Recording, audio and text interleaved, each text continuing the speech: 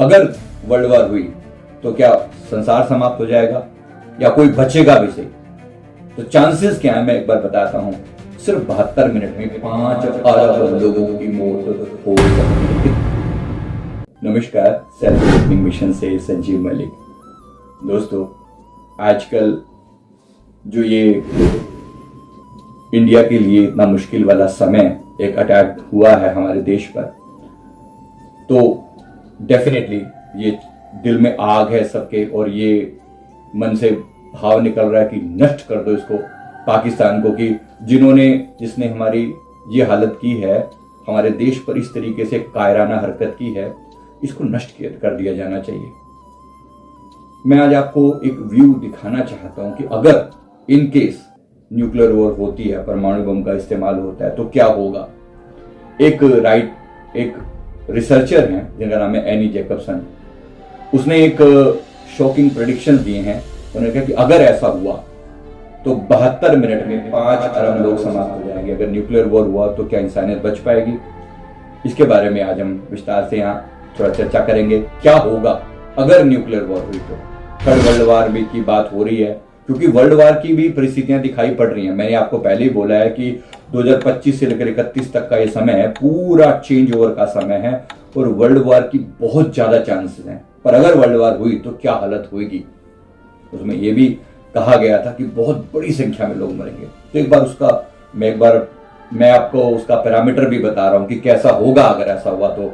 अगर world war हुई तो क्या संसार समाप्त हो जाएगा या कोई बचेगा भी सही? तो चांसेस क्या है मैं एक बार बताता हूं। सिर्फ 72 मिनट में 5 अरब लोगों की मौत हो सकती है। कितनी? 5 अरब लोग, 500 करोड़ लोग। भगवान ना करे छोटी मोटी घटना घटती है, पर 5 लोगों को भी कुछ होता है ना, तो हमारा दिल कितना दुखी हो जाता है। 5 नहीं, 50 नहीं, 500 नहीं, 5000 नहीं, 50,000 नहीं, 5 लाख नहीं, 50 लाख नहीं, 5 करोड़ भी नहीं, 500 करोड़ लोगों की मौत कोई मजाक नहीं है। पूरी धरती पर बर्फ की चादर बिछ जाएगी अगर ऐसा हुआ।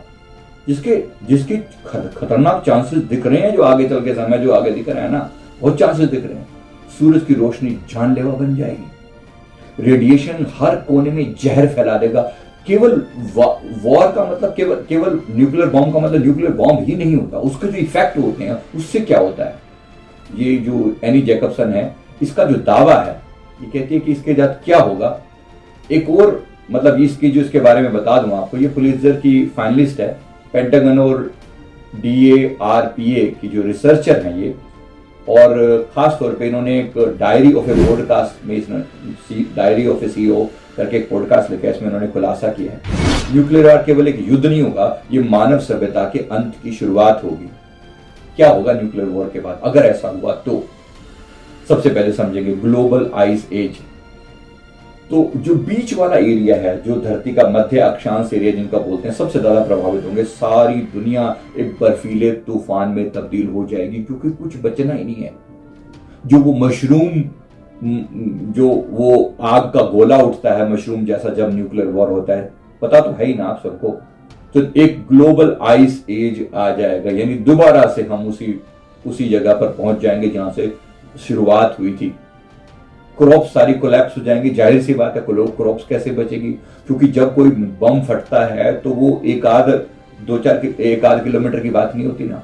अगर वॉर ही हुई, एक देश ने दूसरे देश पर अटैक किया, तो कई सैकड़ों किलोमीटर का एरिया कवर होता है एक बम के फटने में। अगर सही ढंग से उसका इफेक्ट देखा जाए तो फसलें बर्बाद हो जाएंगी, भूख से त्राही मच जाएगी। जो सनशाइन हो जाएगा ना, सनशाइन, वो टॉक्सिक हो जाएगा, क्योंकि ओजोन की लेयर पूरी खत्म हो जाएगी। सूरज की किरणें जानलेवा जहर उगलेंगी, लोग बाहर नहीं निकल पाएंगे। ये घटना अगर घटती है तो कितना खतरनाक मंजर होगा, सिर्फ याद दिलाने के लिए जरूरी है एक बार पता लगना ना। दूसरा, हर जगह पर रेडिएशन होगी, सांस में जहर होगा, जीवन पूरा अंडरग्राउंड हो जाएगा। इंसान एक दूसरे से अनाज छीन कर खाएंगे। कितना भयानक होगा वो मंजर अगर ऐसा होता है तो। कोई आसान नहीं है बात करना ये वाली। हर जगह रेडिएशन होगी, सांस में जहर होगा। 2 देशों के बचने की बहुत ज्यादा संभावना है अगर ये खुद एक दूसरे को ना मार दें तो। इनका नाम है न्यूजीलैंड और ऑस्ट्रेलिया। ये दो देश हैं सुरक्षित हो जाएं, क्योंकि ये इस पूरी ज्योग्राफी से दूर हैं। अगर यूरोप में वॉर होती है तो पूरा इंडिया और सब कंबाइंड है, अलग तो है नहीं हम लोग। और अगर अमेरिका कितनी ज्यादा, तो अमेरिका पूरा का पूरा उधर है ही सी, अमेरिका तो इन्वॉल्व होगा ही होगा, तो मान के चल रहे हैं।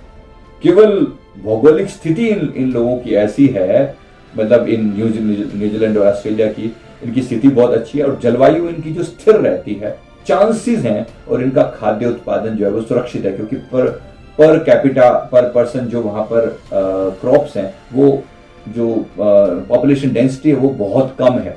ऑस्ट्रेलिया में सिर्फ 2 है ये नंबर, मतलब 1 किलोमीटर में सिर्फ 2 लोग रहते हैं, इतना नंबर है।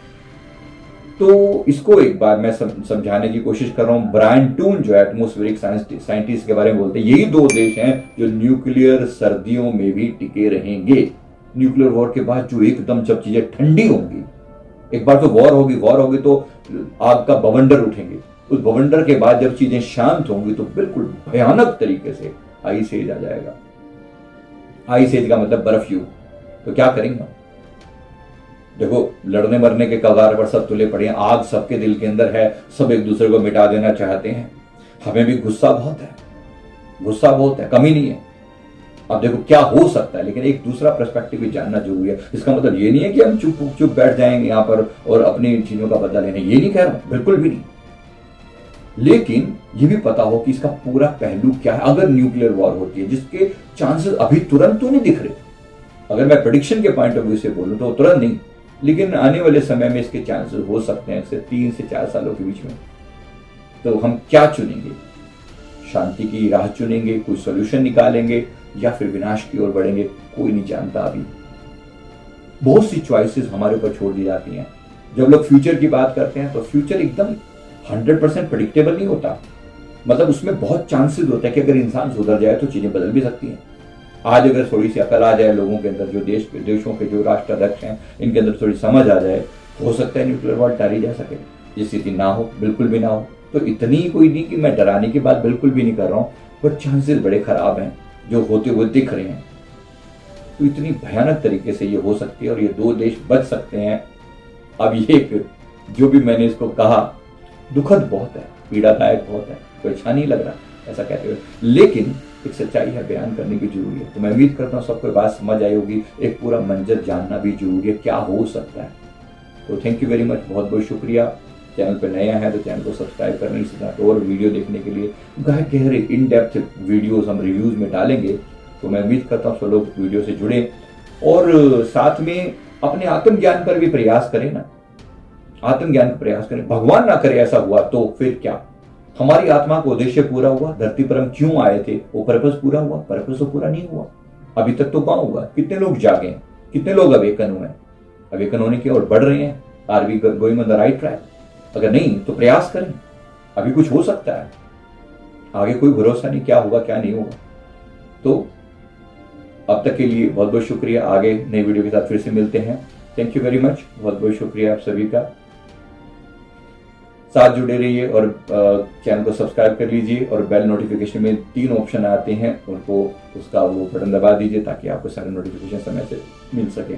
थैंक यू वेरी मच, बहुत बहुत शुक्रिया, थैंक यू। सभी साधकों के लिए शुभ समाचार। अब अमृत वेला मेडिटेशन क्लास होगी गूगल मीट पर। अमृत वेला मेडिटेशन ज्वाइन करें। पहला सत्र सुबह 3:30 से 4:30 बजे तक, दूसरा सत्र सुबह 4:30 से 5:30 बजे तक। सत्संग और साधना ज्वाइन करें। सत्संग रात 9:15 से 9:30 बजे तक, साधना और जाप रात 9:30 से 10:30 बजे तक। ये क्लास बिल्कुल फ्री है। इसका हिस्सा बने और अपने जीवन में आध्यात्मिक ऊर्जा का संचार करें। सभी साधकों से निवेदन है, यदि आपने अभी तक हमारा साधना व्हाट्सएप ग्रुप ज्वाइन नहीं किया है तो तुरंत करें। यहाँ आपको सभी आवश्यक दिशा निर्देश मिलेंगे। मेडिटेशन क्लास और व्हाट्सएप ग्रुप के लिंक आपको इस वीडियो के डिस्क्रिप्शन बॉक्स में मिल जाएंगे। आइए साथ मिलकर आध्यात्मिक यात्रा पर चलें।